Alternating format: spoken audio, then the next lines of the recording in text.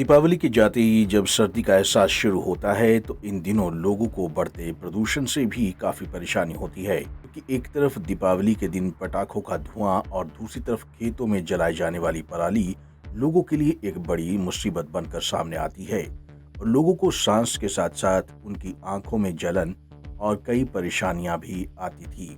लेकिन यमुनानगर में इस बार काफी हद तक लोगों को राहत मिली है, क्योंकि जिन किसानों को सरकार बार बार खेतों में पराली ना जलाने की हिदायत देती थी, अब वही किसान खेतों में पराली ना जलाकर धान के अवशेष को खेतों में ही खाद के रूप में इस्तेमाल कर रही हैं। ये तो हाथ से कटाई करवाई हुई है हमारी धान की, तो उसमें सुपर सीडर बढ़िया कामयाब लेकिन सुपर सीडर की कीमत बहुत ज़्यादा होने की वजह से किसको बड़ा ट्रैक्टर खींच सकता है बढ़िया खेत। आपने देख लिया हमारा खेत बढ़िया गेहूँ बोई जा रही है, कोई दिक्कत नहीं है।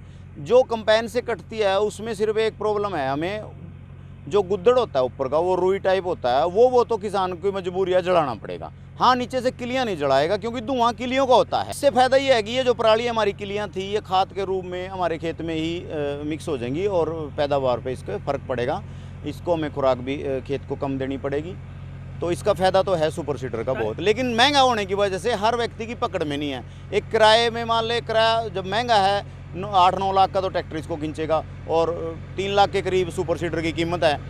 3 लाख के करीब सुपर सीडर की कीमत है, तो उसमें जब ये किराए वाला जो खेत हमारे जोते का 2,500 रुपये ले रहे हैं। किसान को बेनिफिट भी है इससे, फसल में अगली फसल में पैदावार भी अच्छी है, पर आधुनिक यंत्र महंगा इतना है कि इसे आम किसान ले नहीं सकता।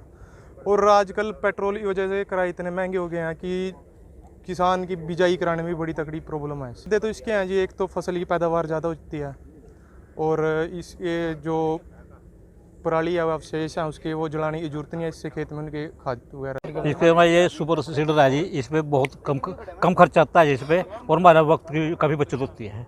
लेकिन थोड़ा महंगा होने के कारण थोड़ा हर किसान इसे ले नहीं सकता जी। क्या काम क्या होता है इसका? ये जो काटता है किलिया, उस पराली काटता है, उसका खाद को में प्रयोग होता है जी। फायदा है? हाँ, इससे फायदा है, काफ़ी फायदा है जी। गौरतलब है कि यमुनानगर में किसानों ने इस बार ज्यादातर खेतों में पराली को नहीं जलाया, लेकिन कुछ खेतों में अभी भी धुएं के गुब्बार उठ रहे हैं। लेकिन किसान अब पराली न जलाकर खेतों में दबाकर खाद का रूप ले रहे हैं। Bureau report, Punjab Kesari TV.